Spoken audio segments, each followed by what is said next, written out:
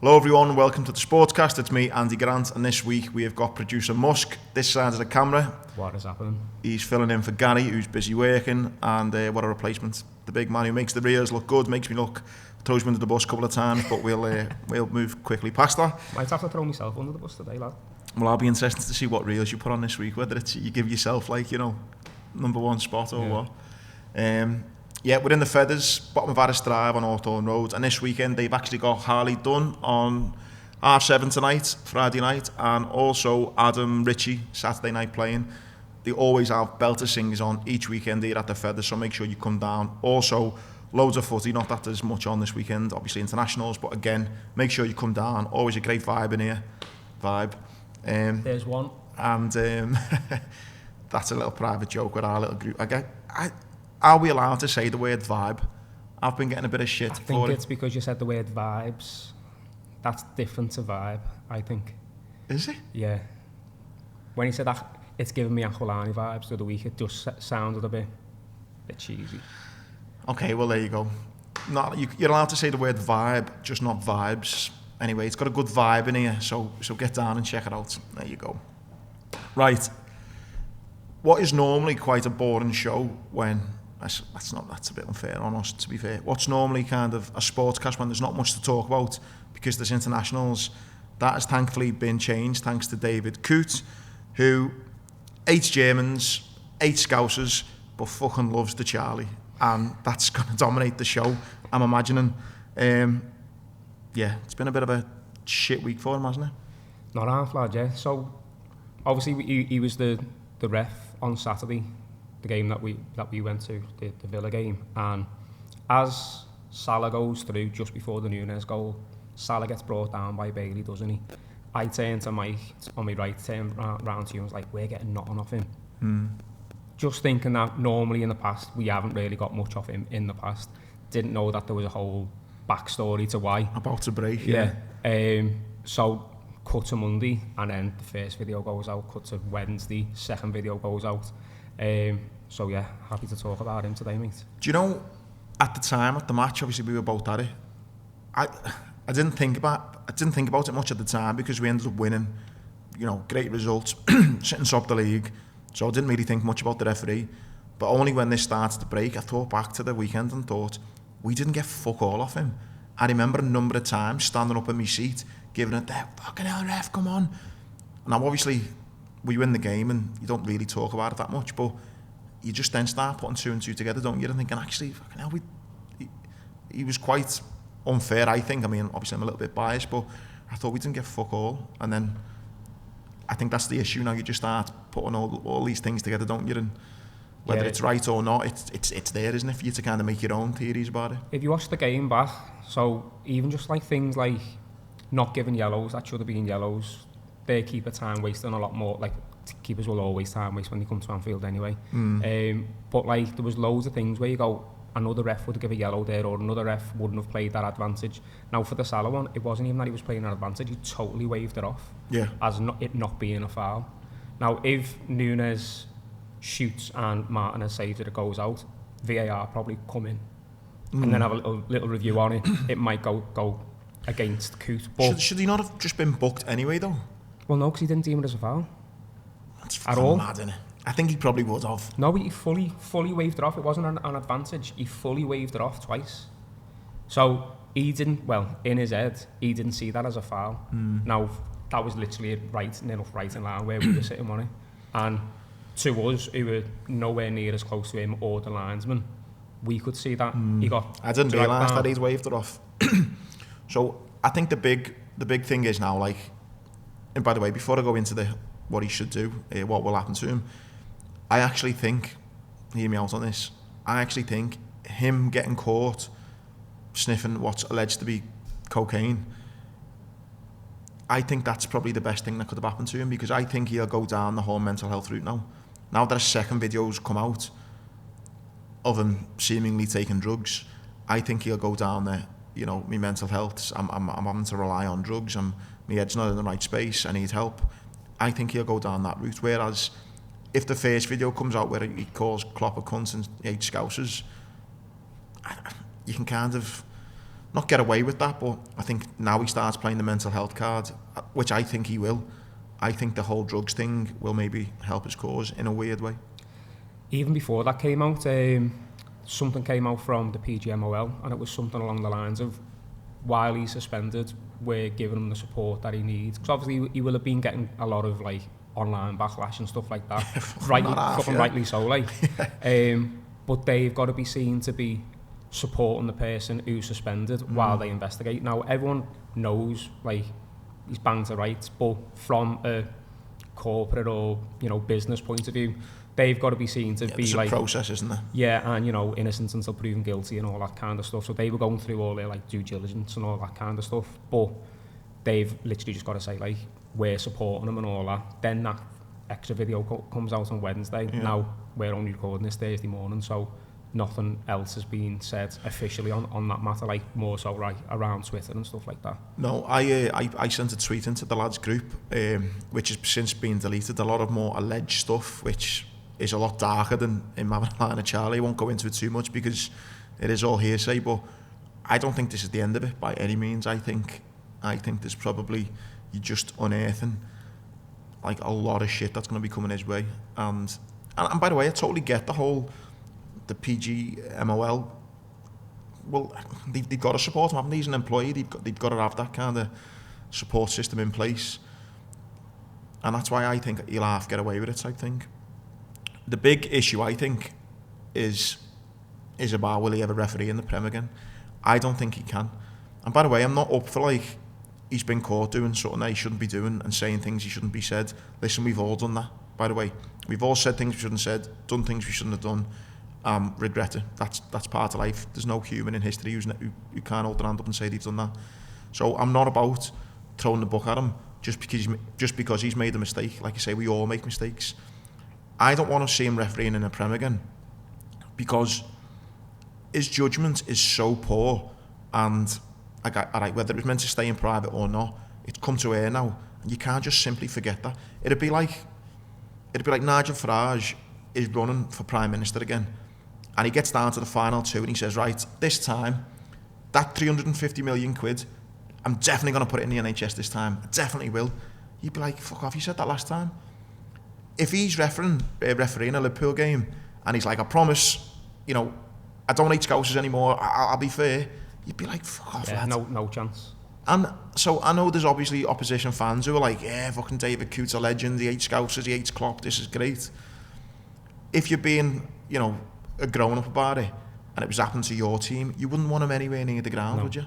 And I think a lot of people are saying, like, you know, as you just said, people have done stuff that they shouldn't have done, said things that they shouldn't have said. They're not in a position where they've got to be impartial in their job day in, day out, or game in, game out. So if he's got any skew on that, which obviously we've now seen, people have like posted like he was part of this game, part of that game, all that kind of stuff. And we did do a little bit of fact checking on that as well. Yeah. Some of them are obviously a load of shit just because people want to get more clicks or whatever. But in terms of like some of the games that he has been involved in, then again, because he's made mistakes in those games, which that's what kind of came across as. Yeah. Now it's like, were they mistakes, or is it just because he thinks Scousers are all cunts, he thinks Klopp's a cunt and all this kind of stuff? You just look at it more than you probably should, and I think they just open themselves up for more scrutiny if they ever allow him in the Prem again, because let's say he comes back into the Prem and he's born again and he's like right down the middle and his judgment's, you know, spot on, and he does make it an honest mistake. It'll never be an honest mistake anymore, will it? Because it's, that's because he hates Liverpool. And I just think it will just cause more shit for him, for the refs, for the game in general, if they allow him anywhere near a Premier League match again. I'm not saying he should never ref again. Fucking hell, he's made a mistake, you know, fucking hell, don't kill the lad. Let him ref again, but just in the Championship. And it's not about he's terrible at his job, like he might be, but I don't mean it for that. I just mean it's a simple point of, you've got a bias, and you've told us all your bias now, whether you wanted it to come out or not.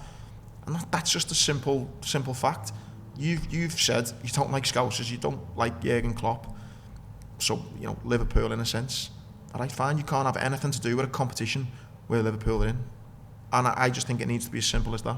And I think when it comes to like the stuff that came out on Wednesday about him like potentially sniffing Charlie or whatever it was, again, that's not on his own time now. That's while he's getting paid to be part of a refereeing team that's gone out to a tournament, like a world-class tournament. Yeah.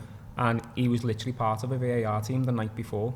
So that's on like the money that he's getting paid for doing his job. Again, it's not like he's just gone away with the lads and someone's took a snide little photo or whatever. No. He's actively done it while he's been away, then for some reason sent that video to someone who obviously he's had a massive falling out with. And as you said, it's probably just a couple of things that have happened for him that's probably going to unravel even further.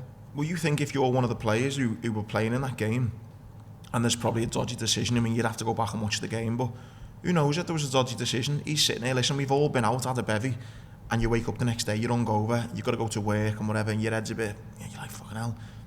You don't know, he could be sitting there watching VAR, he's been on the Ale all night, been on the Charlie all night, and he's having to sit there watching a computer. You're telling me he's 100% bang at it? I'll have to double check. I don't know whether it was that it was the day after that he did it, or it was I think it was the day after. So I think he'd already been on the panel. I'll have to double check. Even so, you'd like to think. But either way, he's on a work. It's not a holiday. Yeah. He's on a work trip there. No, and I think the big thing, you know, with a certain type of job, you'd expect certain type of things, don't you? As a referee, you'd expect them to be, you know, quite sensible. You'd think they'd have a good judge of character. You'd think, why the fuck he is sniffing Charlie, videoing himself, and then sending it to people? What a fucking knob. Like, who the fuck does that? Like, his judgment in general, in his general life, is fucking shit. Why are we expecting his judgment as a referee to be any better? Like... That, I think, again, going back to whoever it is, that's kind of, he's crossed or whatever, and they've gone, you know what, fuck it, I'm going to send all these videos out. It's the fact that he's thought it was okay to do that in the first place, not to do the act or whatever, but to get then like record it. Obviously, he had a little tiny moment of clarity where he gets that second video out that came out on Monday. And was like, "Oh, that video doesn't go anywhere." By the way, that, you'd say fucking delete it, wouldn't you? Yeah. Well, obviously that he knows that video's already gone out somewhere. Someone will have saved it, whether it's been on Snapchat or Instagram or whatever. He knows that once that video's been sent, it's like, oh shit, I might lose my job here. Yeah. So. And you know what, Gary made a point, didn't he, a couple of weeks ago? He said, like, referees are a bit like almost victims in school. They want to be with the cool kids. That's what it seems he's like. That's the behaviour of someone who probably doesn't normally do that stuff. Yeah. But he's doing it, and he wants to film it to be like, look what I'm doing. Look what I'm doing, how mad am I, or how great am I? When majority of people think, mate, you're an absolute balloon. Exactly. Yeah. Just summed up. So maybe Gary was right with his victim and referee mentality, because he just seems like a fucking whopper, doesn't he? Yeah. Why are you doing that? So, yeah, but to be clear, I don't think he should never ever ref again. Fucking hell, we've all made mistakes that, you know, done things that we shouldn't have done. So we shouldn't lose his fucking career over it. But he just shouldn't have anything to do with reffing Liverpool games or a competition where Liverpool are impacted on the results, because, again, just imagine it, like, end of the season or next season, he's reffing, I don't know, City against Bournemouth or something. Bournemouth get a Stonewall penalty and he waves it off. It's straight away it comes up again, doesn't it? That's where it comes with the line of like what games are impactful to Liverpool and all that. So it might even just be like, nah, you're not having anything to do with anything, any competition that could potentially, and not just Liverpool, but like anything major that there's loads of money involved in this now. These decisions that he's making on a whim, or because he thinks Klopp's a bit of a cunt or whatever. It's like, yeah, but there's a lot of money involved. Like these teams that he's going to potentially, you know, get one over in his eyes, these have lost out big time because of some of his decisions. Yeah. So it's not just as simple as like, well, you know, as he learned his lesson, get him back in. There's a lot of like, bit of a domino effect of like, because he made that decision, this is what's happened. We don't know how far that's gone. Obviously, we only know the games that have been highlighted, that he was either on VAR or like on the reffing team or whatever. But you better believe there'll be people out there now going through David Coote's whole history of refereeing. Well, even the fact that a few years ago there was like a picture of him at Old Trafford or something like that. That was on his Facebook or something. Like, that was as little as it was back then. Obviously, it's gone hundredfold now. Like, and listen, everyone has got, whether you admit it or not, everyone's got like a subconscious kind of. I mean, I've only got one child. I imagine if there are parents with more than one child, you probably do have a favourite. You probably don't want to admit it, but you probably do, don't you? Like, I think it's impossible to view everyone as, do you know what I mean? You've got different friends that you like more than others. There'll be different managers he likes, but like I get that he might not like Klopp, might not be his favourite person. His job and the amount of money that he gets paid, though, is to get over that. Like, I think it came out, he's meant to be getting like 100 grand a year or whatever, which, to be fair, if you think about how big some of the occasions are that he's a ref and all that, it probably isn't that much compared to like everything else in football. Yeah. But if someone had a job and their job was to kind of be impartial, but they're getting weighed in quite nicely, you just put that to one side. Exactly. You've nailed it, yeah. Listen, 100 grand a year is a fucking decent amount of money to get. If all you've got to do is do your best. Just not be bang on, which he clearly has been. Yeah. You could still probably be a bit impartial if you wanted to, but just don't make it bang on by getting off your barnet saying that you're 8 Scousers, 8 Klopp and 8 Liverpool. Absolutely not it. Anyway, let's move on. Should we talk about the actual game from Saturday instead? Yeah, that will fill me with joy because we're fucking top of the league. Do you know what? Without kind of being too bullish, I kind of went into that game. I know Villa I think they hadn't won in 3 Villa, but they are still a good team. Do you know what I mean? That they've started the season well. Again, little dip last few games, but I went into that game thinking, 2 or 3-0. Like I just really fancied us. I think the fact that City had slipped up at half-5, brilliant. I just thought it had the makings to be a really kind of special night in the sense that, you know, just a solid performance, and I just thought we were great again. Yeah, to be fair, because of what you just said about Villa, I wasn't expecting much from Villa. Obviously, they've had these extra games for the Champions League and stuff like that, which they've been doing all right in. But all of that takes its toll if you haven't got the squad that goes with it. So if they're playing the majority of the same players week in, week out, or game in, game out, then we're going to probably dominate that game. And what we have been doing is not necessarily making loads of changes, but just freshening things up every now and again. Not wholesale, but just like a couple of players here and there. And one of the things that we have been doing again is trying to make sure that we're not dominated physically by an opposition. The only time that's happened was Forest, and look what happened there. I think that was probably, now if we look at where Forest are now, that's probably a blessing that game happened so early on in the season. Yeah. Because it allows Slot to be like, that doesn't happen again. No. And any time that he feels like anyone's dipping or dropping or not, you know, winning the individual battles, we know with the Quanta thing straight away from the first game of the season, he's not shy to kind of overturn what's going on or have a, you know, hair-dry treatment at half-time. We obviously with the last couple of games, bar the Villa one, those second halves have been day and night with the first halves. 100%, yeah. I think the Forest thing, you mentioned it then, I think when we look back, that'll be a great thing, that, because one, it woke us up to say, look, you know, it's not going to be winning every week, you know, look, you've got to keep it 100%. And also, Forest are having a decent season. Yeah.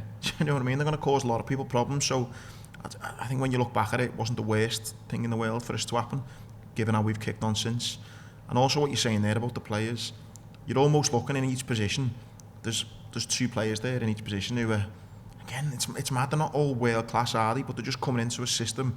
They're all putting in 100% effort, the determination, the energy. And it's like, you know what, whoever is coming in and out, you're happy with it, aren't you? Yeah. So a video came out that Liverpool posted this week as like a round table. I don't know if you've seen it yet. I've watched about 10 minutes of it. So it's Alisson, Robertson and Salah. And one of the things that Salah said is, why shouldn't Liverpool be challenging for everything if in each position they've got 2 or 3 lads that... He did say the words world class, but then he kind of went back on himself and said like within like the top 3 or top 5 in that position. And that's what it takes to be a team who's going to be challenging all the time. We've seen where one player comes out and the whole system changes, whereas this season some players have dipped in and out and the team hasn't really changed the system or our plays or what the kind of ethos is that has been instilled, because from day one Slot's come in and was like, this is how we play. And one of the things that again from that round table that Robertson and Salah were saying was, obviously the other players then had to catch up a little bit. So coming into it, people like Robbo and Salah were there from day one. Then you've got the lads coming back from internationals and stuff, so it wasn't necessarily going to be a flying start. No. So what we're seeing now is like the last maybe, you know, month, 6 weeks or whatever, is this is how everyone knows how to play now. Yeah. Whenever anyone's coming in, they're knowing exactly what their job is. And I think that's what gives us a good shout for the season, really. I'm not saying, I mean, we are favourites according to the bookies to win the league, but I just think that's what's going to hopefully give us this good season, because Salah, I mean, unbelievable the start he's made and his numbers, but that whole front line, the way he's chopping and changing it, had a few injuries with Jota and Chiesa, but, you know, chopping and changing, they're all getting the job done, whether it's Gakpo or Diaz, you know, they're coming in and they're getting the job done. The midfield, you know, Gary Neville saying, who's midfield? Did you want to name United's and then name Liverpool's? It's fucking been brilliant, but again, he's chopping and changing it. Endo coming on the last 20 minutes, Jones is coming on, Szoboszlai, McAllister, they're all chipping in. And then the defensive partnership with Konate and Van Dijk, it's like, and even the keeper as well. The keeper's injured, Kelleher comes in, been brilliant. So I think that is, when you look at it on paper, the squad, you sometimes look at cities and go, fucking hell. But actually, the way they're all coming in, they're all working for each other. It's hard not to get kind of excited, I think, now. Yeah, not especially now that we're so far into the season as well, and we know that, you know, the City at the moment are a completely different team when Rodri's not there. Makes me realise he probably should have won the Ballon d'Or now, to be fair, because they come out and watch it crumble. They do look like I don't know whether it's the other lads who've come in to replace him are a bit older maybe, or what. I'm not sure how old Rodri is, but yeah, they look night and day in it when he's not in the team. Yeah, and if you just like go back a little bit from the Van Dijk and Konate thing, last year everyone was talking about Arsenal being up where they were because of their defensive partnership. I know. 6 we've conceded. These two only in the league. Yeah, they've only conceded six in the league. And again, if you think back to the first game of the season, Konate wasn't even first choice. He's come in and gone, nah, that's my place. There could be a point there where we concede less than 25 goals this season. You know, we're on road to kind of do that, which is just mental, isn't it? When you think the new managers come in, new style of play, all that. And I think, again, no doubt the talk of this will ramp up as the weeks go on, but I think how he's managing to keep all this together, and the contract situation is still up in the air over Van Dijk, Salah and Trent, how they're managing to still keep it going. I don't know what he's saying in that dressing room. I don't know what the negotiations are going on or what, but how they're keeping this going, I think that needs, that needs its plaudits as well, because I know as fans everyone's talking about it, but for Arne Slot to be there, still getting the best out of everyone, still trying to talk for a long-term vision of how we want to play, but also knowing that 3 players might not even want to be here next year, I think you've got to give him a lot of credit in that as well. Yeah, that off-the-field stuff's got to be massive. Like we're only going to get more as well. Yeah, we're seeing all like the positive stuff that's going on, like on the pitch and stuff like that, but that's always going to be in the back of his mind there. Even like conversations with Trent and Van Dijk as being like senior members of the team, captain, vice captain, he's saying things going, he's actually going to be here next year though. Yeah. Like, not that he's not going to share everything, he's going to want to get the best out of them, but there'll be a little bit of him going, 100%. Who else have I got to earmark to have these conversations with just in case these two get off? Yeah, and I think on that contract situation, I'm more and more now in favour of following on from what Gary said. I'd have Trent go, because you look at Van Dijk, the impact he has on the team with Konate. I think Konate, the season he's had, brilliant. There's no doubt a big part of that has been alongside Van Dijk. Yeah. Salah, you look at the numbers he's popping in at the moment, his goals and assists.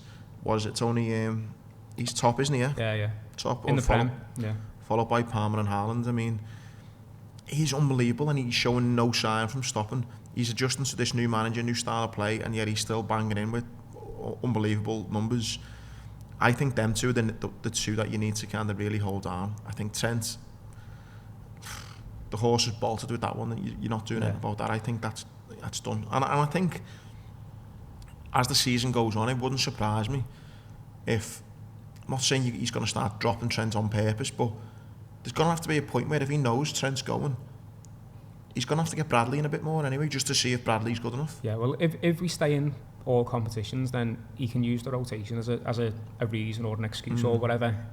But he's got to be thinking now, if he goes, is Bradley good enough, or do I need to be sending out our scouts, or do I need to be sending people around to go and look out for certain players?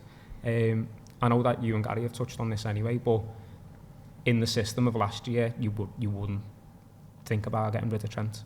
No. But some of the things that he was able to do last year and the freedom that he did have last year, he actually hasn't got this year anyway. So he hasn't been able to show off some of those qualities that make him the world-class player on the ball. And as Gary was saying last week about the systems changing and stuff like that, if you just need a player to play at right back, Bradley probably is, at the moment, good enough. He might not necessarily be one that's going to stay there forever, but as a stopgap at least to see what the options are. I think he's been great, and I think it's such a weird kind of conundrum, because you look at, for example, look at the keeper and look at the right back. We've got probably the best right back in the world and the best keeper in the world, or at least they're both in the top three, aren't they, in the positions. You can't have, as your kind of backup, like the second best in the world, because he'd be playing first team at another club. So you've kind of got to have someone who's getting that balance, really fucking good, but just, you know, not the best, because you've obviously got the best in. But, and I think if you're looking for a substitute keeper, Kelleher, I don't think there's a better number two, personally. And then you've got Conor Bradley. Again, who are you getting as a better right back than Conor Bradley that deserves to be playing first team football all the time? And that's happy to sit on the bench. Exactly, and that's where Kelleher has kind of come out this year, and said, like, I probably will be going because I need to be playing. Like, he should be playing first team football for someone. And getting that balance of, like, making someone happy by giving them, you know, Carabao Cup or the odd game here and there, or thankfully for him, you know, Alisson being injured, from like a selfish point of view for Kelleher, he's got to be playing week in, week out for someone. Which is annoying for Liverpool, because I think if we do lose him, I think it'll be a big loss. Last thing on Liverpool, mate, and we'll talk about it more next week when the actual games are on after the international, but the next kind of few games, Southampton away, and then I think it's going to get really interesting, because it's Madrid then in the Champions League, then it's City, so that you kind of Wednesday, Sunday game. With our position in the Champions League looking, you know, quite secure already, it'd be interesting to see what he does there, because you're thinking Southampton, I wouldn't say he has to put the strongest team out. Hopefully they get a result there. Then you've got Madrid and then City within the space of 4 or 5 days. I think his team management in that Madrid game will be fascinating, knowing that he's got City on the Sunday. If they get beat by Madrid, who's asked? They're still in a good position, and Madrid themselves need that win, though, to be honest. They're down there, aren't they? They need to be putting a few wins together in the Champions League, like, so they will be coming to win that game. But yeah, in terms of, like, within the space of that week, he's got to decide which game is more important. And I'm not saying like that he makes wholesale changes or whatever, but he'll have in his mind who should be playing against City, and then he might work backwards from there. Yeah. Which obviously, you know, every manager says we only treat each game as it comes. It's a load of shit. He's got to be looking at it, 100%. And I would be favouring the City game to go, you know, I'm not saying put out a weak inside against Madrid, but I'd definitely be having me priority as the City game, like. He's got to decide, like, the main positions will be like the three in the middle, who can he kind of sacrifice or give a rest to that isn't going to rock the boat too much. Probably the whole Robertson, Tsimikas, he doesn't necessarily fully know which one's best. It looks like he's given Kostas a little bit more time than he did last year.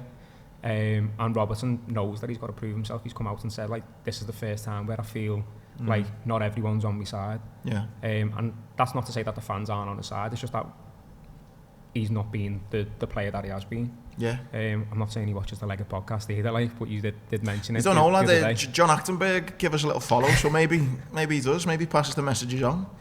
Who knows? Right, should we move on to the blue shite? Yeah, we've got to give them some lip service, haven't we? Because Gary's not here anyway. So basically, from what Gary has said, this is to quote Gary as well. It was a good point, but what a terrible game that was. One of the worst Prem games I've witnessed in a long time. And that's not saying one of the worst Everton Prem games. That's saying, like, one of the worst Prem games that he's seen. And I'll be honest, I agree with him. Both teams were... You could tell that both teams are very up and down. You could tell that they were more concerned about not necessarily losing than going to win the game until maybe, like, the last 10 minutes. West Ham kind of pushed on. They were the home team, so technically they should have been. They were still in with a fighting chance, so they kind of pushed on a little bit, brought things on, shook it up a little bit. But other than a couple of Pickford saves, it was a dire game. Just looking at the stats, like 50-50 possession-wise, 11 a shot for West Ham, 18 for Everton. I mean, expected goals kind of 1 each. I mean, it has draw written all over it in that sense, and I think I might have said a draw, but leaves West Ham 14th on 12 points, Everton 16th on 10 points, just 3 points above the drop. I'm just looking back at the last few fixtures. No, 1, 2, 3, 4, 5, 6, 7. In the 7 last games, they've only lost 1. I think that's... There's your positive. That's where you're kind of saying they're not going down. Because they can grind out, even like the other day, the game wasn't great, but they can come away with a point, which might be more than they might have got like last year or the year before, in terms of like similar fixtures, not necessarily saying like West Ham, but when you're playing teams in and around there, they might have been beat by a couple of those teams around there last year or the year before. But to kind of, if I'm a coach or a part of the management team there at Everton, I'm saying that's one of the positives that we can take, is that we're not getting beat that often. And that kind of goes a little bit back to old style Sean Dyche. Yeah. Not necessarily like last season or the season before, but like making sure you don't get beat before you actually start trying to win every game. Well, I think you bang on, because I think the winning, just looking, the only 2 victories Everton have got this season have come against Ipswich and Crystal Palace, who are the 2 teams that are just below them. So straight away, 11 games in, you're thinking we're only beating sides who are below us, so you're not going to get many victories along the way. The objective's got to be is just to not get beat. Let's just pick up as many draws as we can. If we can't win the game, which they're struggling to do, let's just try and get draws in. And I think, say maybe a draw at West Ham's not a bad result. You know what I mean? I think West Ham, I think they made a mistake getting rid of Moyes, by the way. I know there was all that Moyes was probably half ready to go as well, the fans are on his back, but the same thing I say to Evertonians, like I don't think David Moyes gets the respect. Yeah. It's the same style of football, or a similar style of football that he played at both clubs, where you're getting some good victories, you're beating some good teams. It's more like the game to game, are they enjoying going to watch it? And then it's getting that balance between what they've got now, which is you might have a couple of like flurries of good play or whatever, but you're getting beat in many more of your fixtures. So what would you prefer to have? And I think that was the same with not all Everton fans, but quite a few Everton fans. When they had Moyes, it was like, getting a 1-0 or getting a 2-1, and the games themselves, going and paying for to watch that kind of football wasn't the kind of football that they wanted. And then when they got someone like Martinez in, that was the kind of football that they wanted. And then obviously that was short-lived in comparison to Moyes being there. But I think a lot of clubs now will kind of see that as like, yeah, the grass isn't always greener, and 100%. we've got to kind of watch what we're wishing for, because someone else might come in, try and change things around, and it just goes the other way. It just doesn't work, yeah. And that's what I think's happening there. I mean, I do think, as much as I'd love to see them go down, I do think that, if they had just had someone to put the ball in the back of the net a bit more, I don't think they'd be in half as much trouble. I mean, just looking at the stats there, they've scored 10 goals in 11 games. There's only Palace and Southampton who've scored fewer. I mean, it's not a rocket science to work out that we're lacking a bit in the front areas. I think the way they are just, getting these draws, if you just had someone who was clinical, like a really fucking good striker, like a Jamie Vardy, someone who's like not world class but just knows what to do, I don't think they'd be in half as trouble as they do. And that's why I do fear for them a bit, because it's the same problem last season, wasn't it? They just couldn't score. And that's why they ended up, being down there for long periods of the season. Yeah, there's a lot of Everton games that I've watched this season where, like, say for instance, Calvert-Lewin's running through, and maybe he's got too much time to think about it or what, but he's just like either running into the keeper or trying to like get it round him, or trying to do a chip when he should like go through the leg. He's always, well, not always, but a lot of the time he's making the wrong decision. Yeah. He's clearly just a striker who knows that he's not got the form at the moment, and when he has those little hot streaks, he does look good, but he very rarely has them now. And that's the thing. I think if you're his teammate, it's that frustration, isn't it? You're thinking, who are we getting today? How many times do I need to put you through? Putting in all this effort, putting it on a plate for you, not necessarily on a plate sometimes, but I'm giving you the chance, you're not putting it away. I think then the grumbles start going throughout the team, and don't they? And yeah, the next fixtures, and me and Gary mentioned this last week, and he was kind of like, yeah, but we might get a point here and a point there. I'm not so sure. You've got Brentford away, United away, Wolves at home and Liverpool at home. probably Wolves are the only one there where you'd think a win. You could say maybe a draw at Brentford in a derby, you never know. You could say they'd hope for a draw, I'm guessing, and United maybe, you could go new manager maybe, but the next 4 games, as an Evertonian, I imagine you'd probably think Wolves are the only one where we can hang our hat on and say, there's 3 points. Yeah, and I think in previous seasons you might have thrown Brentford in there as well. So as you just said, they might get a draw there, but their home form is really good. Yeah, they're actually leading the home form. Just seeing the points you've made there, yeah, 16 points at home, 0 away. Yeah, I mean the teams that they have played away have been like all top teams. If you want to, you know, still put United in that bracket, like, but they've played Liverpool, City, Spurs, United, and Fulham. Fulham and United are probably the only times where you go, they probably should be getting points there. But again, United are very hot and cold. Sometimes they can play really well, sometimes they're shocking. But you can't expect them to be getting much against Liverpool, City and Spurs in their first away games. And I don't think it's, again, for the Blues who listen, I'm sorry, but I don't think it's outrageous to say that they could be in the relegation zone by Christmas. I think the way the fixtures fall, it's a possibility. But as Gary was saying, obviously you've got to play everyone at some point. The fixtures aren't kind for them for that amount of time. They might drop into it, but then after that they'll have a couple of bounce backs and all that. It's all, obviously all about like the over the course of the season, but it's how they react to those games, or how are they seeing those games before they go into them. If they're happy, not happy, but if they're content with the fact that out of those games in December, we're probably not going to come out with much, we'll wait to react when we get to, like, you know, past Christmas or whatever, then that's fine. But if you've got players who are going, fuck, we're getting beat again, and not being realistic about the teams that they're playing, that can seep in as like I don't want to be playing week in, week out if we're getting beat all the time. Yeah, and I think you get to that, there's just that stigma, isn't there, being in the relegation zone around Christmas, December time, Christmas, New Year. It's not great, is it? No. Going into January, a lot of the stats are in favour. Well, a lot of the stats show that whoever's in and around there, they normally don't really get themselves back out. And just the last little one on that, kind of Everton's rivals in that relegation zone. Was it Southampton? They were beat by Wolves, wasn't it? It was Ipswich getting the first victory, beating Tottenham. And I just think that the teams there, I don't think Palace will stay as bad as they are for the rest of the season. Ipswich picked up the first victory. You don't know whether that'll spark something. I don't think Wolves will be as bad.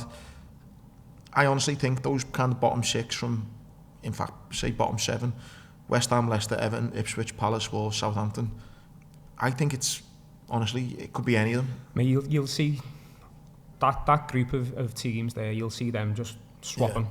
They won't necessarily get out, well, the majority of them won't get out of that little scrap that they've got, but those positions will just keep changing week on week. And like I was saying, it depends on who they're playing at that time. Yeah.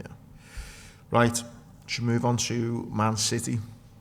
So, really interesting one. It's come out allegedly this week that there are 4 teams, was it? Yeah.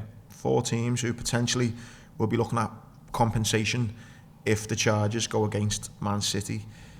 Which you can probably guess who those 4 teams are as well. Obviously, we're going to talk about who they are in a minute, but you'd have an idea of who those 4 teams would be anyway. It's the ones that have been most affected by the fact that City have benefited. And I might sound fucking absolutely like an idiot for saying this, but I just think if, let's just say, for example, Man City get banged to rights on most of the charges and they're facing, millions and millions of pounds in compensation and they get demoted and all that, how far can you kind of claim against Man City? Because if you think, now I know the teams are the ones who are kind of going for titles, but let's just say a team gets relegated and they put a good enough case against and say, well, Man City, beat us at this point. I don't know if they put that team gets relegated and now the impact that has on local businesses around that ground. Oh, there's a mad butterfly effect on everything. I wonder if there's a local burger van that's saying, well, do you know what I mean? You just don't know, do you? Like the impact that it's had on football. It's like the Coote thing that we were saying before. It's like, where do you draw that line on like how it's impacted? Now, obviously, we're talking about the 4 teams that were in and around City at the time. But yeah, if City beat a team and take 6 points off them, then they get relegated. They can't claim against it, but City have used whatever advantage that they've had to build that squad to then beat that team. So you'd be hard done by, but there wouldn't be anything that you could do about it. Like, fucking hell, the amount of Scousers who've got t-shirt shops, lad. There'd be more t-shirts getting made saying champions on it, lad. The fucking lads would be trying to claim against Man City as well. I mean, it is that, like you say, butterfly effect. I mean, for this case, obviously, they're talking about potentially winning the league or maybe even getting into Europe. The teams, looks like it's Man United, Liverpool, Arsenal and Spurs. So you're just imagining, aren't you, it's either Liverpool, you'd say, arguably for the league. United as well, I think there was 1 or 2 seasons where United maybe nearly won it.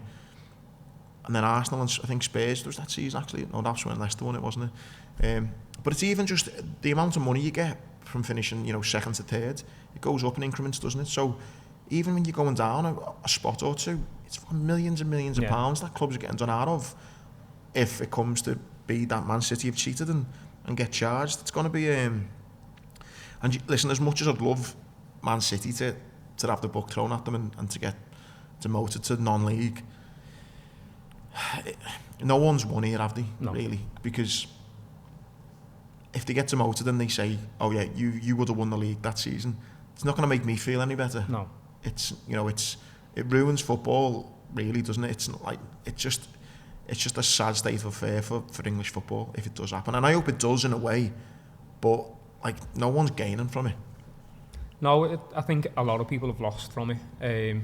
City have gained at the moment if they don't get charged, obviously with the fact that they've won X amount of trophies and stuff like that. But as you said, everyone else that's involved in it, the teams that City have taken points from, the teams that City have took titles from effectively, they're the ones that have lost. And I don't really give a shit about the compensation if I'm Liverpool. I think it's more of a let's just twist the knife in a little bit more, or let's apply a little bit more pressure to show that as clubs that are in and around City, we are asked about where this is going. Yeah, and from a fan point of view, I actually quite like him for his songwriting abilities, but I think Noel Gallagher summed it up perfectly, which made me think, you fucking knob. It's when he said, even if they all get taken off us, it won't take nothing away from in here, because I was in the stadium. It won't take away their nights that they've had and all that kind of stuff. That's where you're living in the moment, and that's where you've got your memories from. Whether you've actually got that trophy or not doesn't matter, because you've had a great time with your mates or your family or whatever. When he's sitting there, when he's fucking 70, going, I remember that time we won the league on the last day and it was fucking great. No one's going to go, yeah, but 10 years later they've got taken off you. Yeah.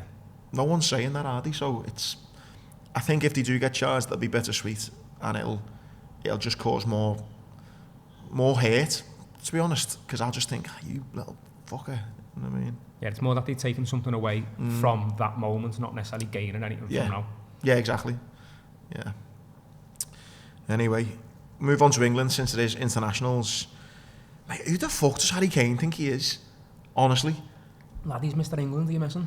You know what he reminds me of? Some fan from a shitty little town that no one's heard of, whose team, unfortunately for them, has never won fuck all.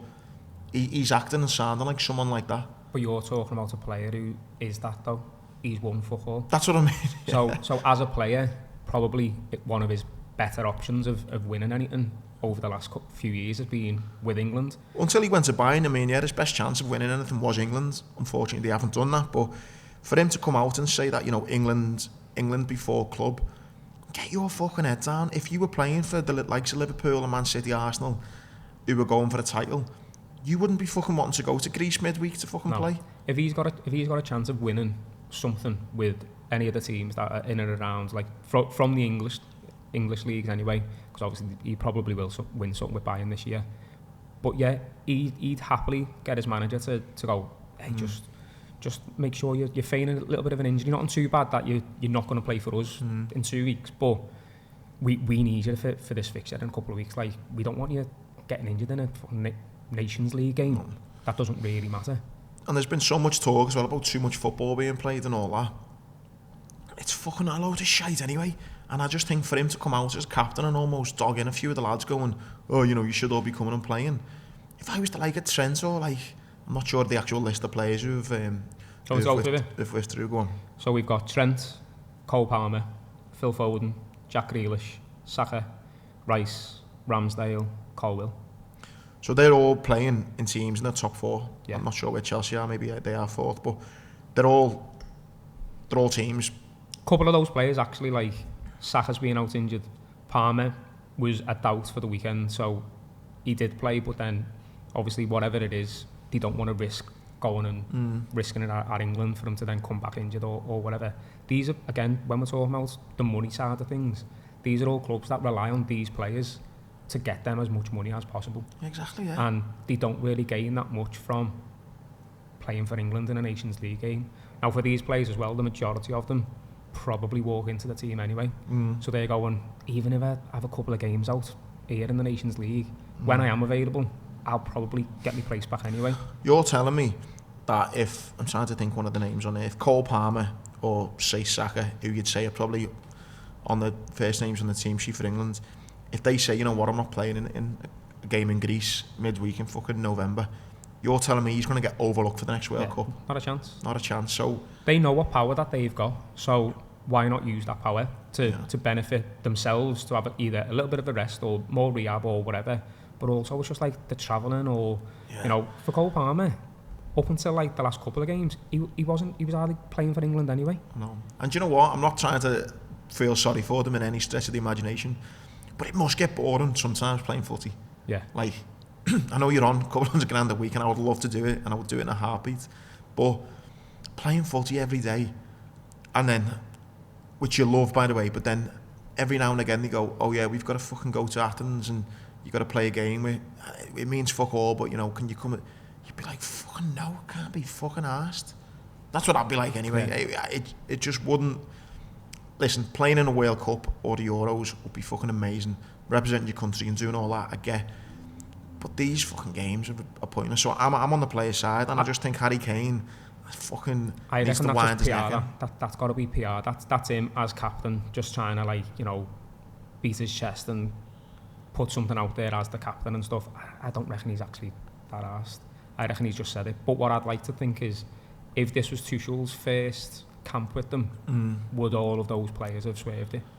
Well, what's interesting is the lad Ben White for Arsenal. He's come out, he retired from international, didn't he? But he's come out and said that in March, for the next internationals, when Tuchel's there, I'm going to make myself available again. So it'd be good to see what form he's in though, because he was shit out last year. He might have lost that form and might not get looked. But I wonder whether Harry Kane will kind of say, well, you didn't want to play for us last year, so you're not playing this year. Harry Kane could, yeah. I just think he needs to fucking wind his neck in and just. What would he'll have so many of those England fans eating out of the Parmesan saying, yeah, I know he will for the fans, but if I'm fucking Jack Grealish or Trent, I'd be like, fucking get your fucking head down. Especially because Grealish has hardly played this season anyway, because he's been in and out of injury. Yeah, he's a fucking whopper.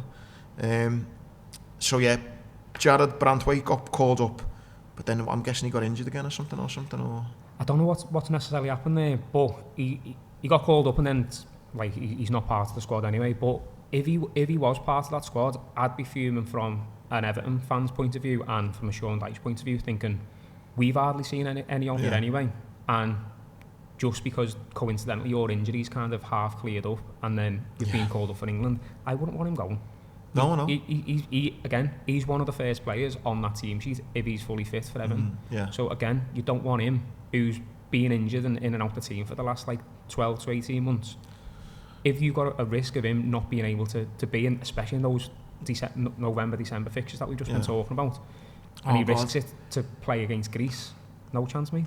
And that's why Harry Kane sounds like a fan of fucking Cambridge United, because, do you know what I mean? It does though, doesn't he? Like, if you're a Cambridge fan, you're why Cambridge, lad? I'm just trying to think of a team that's won fuck all. And I don't think they've won fuck all really, have they, Cambridge? The only Cambridge fan I know is Max Rushton. I see him on Twitter. And so yeah, Cambridge, he sounds like Max Rushton. Kwanzaa and Jones are in the squad. Be interested to see how they get on. But yeah, I'm not fucking over it. I won't even watch it. It's tonight, well, Thursday night, isn't it? Yeah. So yeah. Right, last little few bits on footy then. Before we even say it, be honest, when was the last time you watched Match of the Day? I watched the Liverpool game on. Did you? Yeah. On Sunday. I fucking never just to watch it back. Like, I just think with YouTube I don't watch the whole of Match of the Day. That used to be like a thing to do every Saturday night. Oh yeah. Half 10 when I was a kid, you'd watch like from beginning to end. But yeah, no. I just think with with society and technology these days, it's just YouTube, innit? Yeah. Everything's just so accessible on YouTube, and it is just more of a, wasn't it great when I was a kid? And you'd kind of be in your nan and grandad's on a Saturday night, whatever it was, and watch a match of the day, or you're getting up. I used to deliver the papers on a Sunday morning, and you'd get up and you'd see that match of the day and you got in and stuff. So I think it's more nostalgia than anything else, why people are making a big fuss of Gary Lineker leaving. But I mean, not that I'm Gary Lineker's biggest fan, I don't know fuck all about him really. Once met him actually at Wimbledon, drinking Pimm's, and he was having murder with his ex-wife.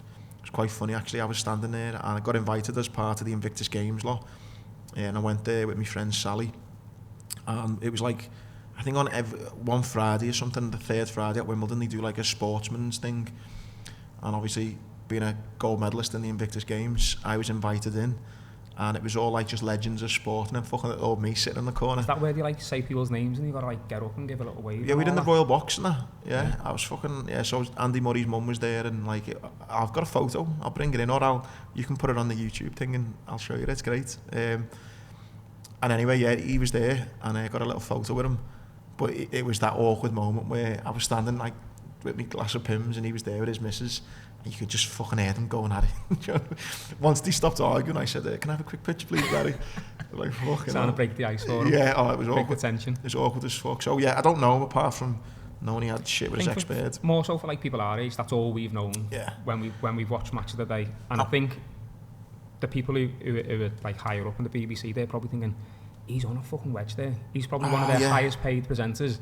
Is it 3 million a year, I think? It's fallen off the viewing figure, so they're probably thinking, they might even have like a contract negotiation and he's gone, I'm still at this rate, and he's gone, do you know what, we can't. And he's gone, sound, all right, I've got my other businesses there anyway. I think my dad said this the other day. I think he works out he's on about 60 grand a week for doing one show a week. Yeah. Which isn't a bad fucking gig, is it really? But you know what, fair play to him. Whoever comes in isn't going to be on that same money, are they? So from a business point of view for BBC, that's probably the best thing for them. If it doesn't matter whether Gary Lineker's on or not, because their viewing figures are dropping. I think for him, give him his flowers. He's a great footballer, and he's done. He's had a fucking good stint on the telly there, and he's excelled in 2 different careers, and he smashed it. To be fair to him, hasn't he? You've got Mark Chapman as the 2-1 favourite, Alex Scott 5-1, Kelly Kate 7-1, Gabby Logan 8-1, and Dion Dublin 12-1. Kieran Malone's mate. Where did we see him? Where were me and Kieran? Where were we the other day? Was it me and you, or? You and Kieran were at Football for Change. Was it that? I was out with Kieran the other day, my memory's fucking shocking. I was out with Kieran and Dion, it must have been Football for Change. And it was. And I think Dion went, I didn't recognise you without your hard hat on or something like that. They had like all fucking property banter between them. Anyway, I think whoever takes that job, it's to poison Chalice a little bit in it. It's like, you're not going to replace Gary Lineker. You're not on his fucking dough. And like you just said, the viewing figures have fallen anyway. So I don't think there'll be many people who'll be buzzing to jump into that role. No, but also on the flip side, because that the show is kind of half on it, not on its way out, but suffering viewing figures and all that. It's probably like going into a job and not having as much pressure to keep it where it was. Yeah, I suppose, yeah. If they came in like 2 or 3 years ago and then there was the big fall off, then you go, well, is it the presenter? But if they know that the figures are already on the way down anyway, the kind of, I think the replacement should just be whoever does Match of the Day too, really. That should be like the... Yeah. And that's why Mark Chapman's up there, because he's basically doing that job, but on a Sunday. Yeah. Right, last couple of little bits actually before we talk about the boxing. There's obviously the big one at the weekend. I did just see though that we mentioned the other week, Mark Cavendish, he's retired. He actually won his last ever race, which is fucking quite cool, isn't it? Well, he said, didn't he wanted to have one more race as a knight or something like that, was it? Did he get a knighthood a couple of weeks ago? Oh really? He said he wanted to have one more race where he could race as Sir Mark Cavendish. Oh well. Okay, that was great for him, yeah. And then we just finish on the boxing, which is, I mean, I'm a hypocrite because I just think this whole Mike Tyson, Logan Paul, Jake Paul. Yeah. Logan's the wrestler, isn't he? Is he? Yeah. Listen, it's a huge circus, and we're all fucking clowns for even talking about it, I think. But such as society, such as culture at the moment, you're kind of compelled to know what's going on. You're compelled to watch it, and unfortunately, you find yourself getting sucked into it. I mean, I ended up starting to watch the documentary on Netflix. Fell asleep after 20 minutes, but it was just on in the background as I was falling asleep. And I just think they just got you by the balls. They put on this fucking stupid shit, and they do such a good job of marketing it. You can't ignore it, can you? No, I've found myself over the last week or so not scrolling past when something with one of them has been on. Whereas a few weeks ago I was like, oh, fuck that. I was the same. Don't want anything to do with that. And then because it's getting closer and closer, and like that, the press conference and the Q&As and all this kind of stuff and interviews and stuff, I have felt myself just like watching another Instagram video or watching another video on Twitter or whatever, and as you just said, just kind of getting sucked into it. Now I'm not going to stay up on Friday night and watch it into the early hours of Saturday morning, but the chances are I will be keeping my eye on. So what time is it on? I think it's like early hours Saturday morning. I'm going to see Camel Fat actually in Manchester on Saturday, so I might get in wired and start watching it and see what it's like. But no, I won't be staying up to watch it, but I will be keen Sunday morning when I recover from my fucking state to actually see what's happened. And I just think it's a bit mad in the sense that I don't know who. Well, listen, Jake Paul, he reckons 40 million quid, so he's obviously he's going to be happy. But if he knocks Mike Tyson out, is that a good look to knock out a 58-year-old man? Whatever way he spins it, then yeah, because. But let's say the Pauls are so good at spinning stuff in their own favour. I get that, but there's surely a limit on that. I mean, hope to God, this never happens. But let's just say he actually really hurts him. Yeah. He does some real damage. The last fight got called off because of Tyson's health issues and stuff. They've already said that they've got people on hand in case anything is to happen. It doesn't sit well with me. Going into that fight, that's just a danger fight for anyone who's involved. Now, Bellew got asked, I think because he went to the press conference, didn't he? He got asked something along the lines of like, who do you see winning or whatever, or do you give Jake Paul a chance? And he was like, Tyson's a granddad. I give anyone a chance against the granddad. You need one shot. We don't know what his body's like at conditioning. We know that he looks like he's in good shape. We know that he can still throw hands and stuff. We don't know. Like, Jake Paul's a big lad. He's put on some size for this fight. Like, forget the fact that Mike Tyson used to be, world champion. Let's just take me, right? Now, I'm not a professional boxer like Jake Paul claims to be. And let's just say one of my dad's mates doesn't claim to be an ex-heavyweight champion. So we're both just two fellas. Jake will say that him and Mike Tyson are both boxers. So let's just say me and a 58-year-old fella want to have a fight. It would not sit well having a fight with someone, would it? No. Like, at your age, having a fight with one of your dad's mates, I don't like it. What if someone said you're getting $40 million? Well, that's what I mean. But yeah, let's just say, take your half fella and my half fella. If someone said, yeah, you have a fight with Andy's half fella, or said to me, fight with Muskie's half fella, but we'll fucking give you a load of money, I would not feel comfortable smacking your half fella for 40 million quid, lad. Who said you'd have him anyway? He might beat me, yeah. But do you know what I mean? It does not sit well with me at all. And then the other weird angle I've thought about this, though, would it be a win if Jake gets knocked out and he can go, I got knocked out by the baddest man on the planet type thing, you know what I mean? It's a win-win. And again, it doesn't matter that he's a granddad. He'll just say, I was in the ring with Mike Tyson, a legend of the sport. I got knocked out by him, or I got knocked down by him, whatever. Again, it'll just go back to the fact that he's made a load of dough and he's probably lived a bit of a dream kind of thing, dream scenario, and he's financially sound, but also medically he's allowed to do it. It's it's all been it wouldn't surprise me if there is, and all that. Yeah, if there's some sort of WWE kind of line, and it's a bit like Michael knock him down, but then he'll get up, and then that's how they'll spin it. You know what I mean? I got knocked down by the baddest man on the planet, but I was able to get up again. It's going to be some sort of kind of Hollywood movie type. I think it should be a better fight than any of the exhibition ones that you've seen. For instance, Tyson with Jones in his last one. That was we kind of knew no one was going to get no beat. Knockdowns allowed, were they in that? I don't think. This is a bit different. This is a proper boxing match.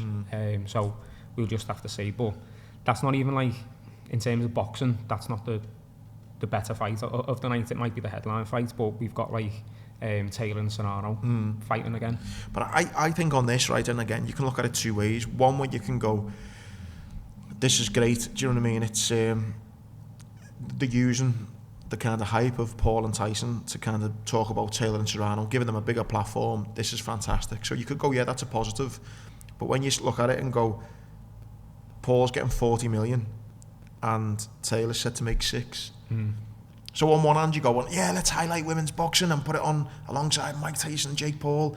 But then on the other hand you're going, yeah, you're only getting 6 million, we're getting 40.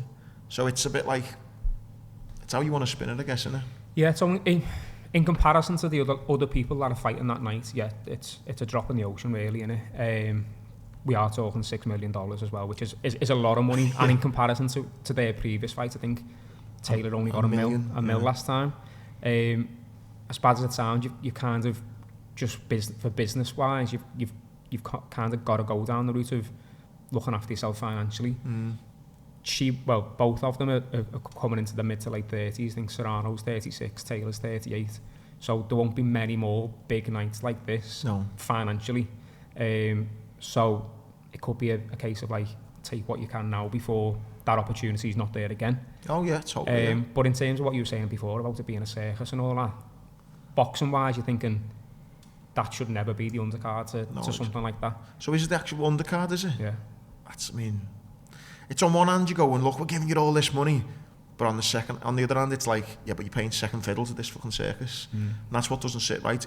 Listen, great that they're earning that money, but let them earn the money on their own right. Do you know what I mean? That's how I feel about it. Obviously it's a replay of the fight that they've already had. It was fight of the year. One of the best fights I remember watching. It was actually an unbelievable fight. Those last few rounds are absolutely brutal, like. Yeah. It's going to be great. Taylor, only one of Taylor's fights, hasn't gone the distance since 2019. She's not fought since November, and Serrano's only fought once. Taylor's the 4-6 favourite, Serrano 11-8, and the draw 12-1. It's going to be good. Yeah, no, I'm looking forward to it. But again, I won't not be watching it until Sunday morning. Definitely, yeah. Anything else, lad? No, all good. Thanks for having me, lad. How'd you find your first little stint, lad? It was alright. If I was shit, comment. I don't care. Put in the comments if you want. If you want Gary back, sounds. I've enjoyed it, lad. I've loved you. Right, thank you everyone for watching. Please, again, like, comment, share with your mates, send it on to them. We appreciate the support. If you want to get signed up to Patreon, we'll be giving our football tips out this weekend. Get signed up. And if not, we'll see you next week. Boss, lads.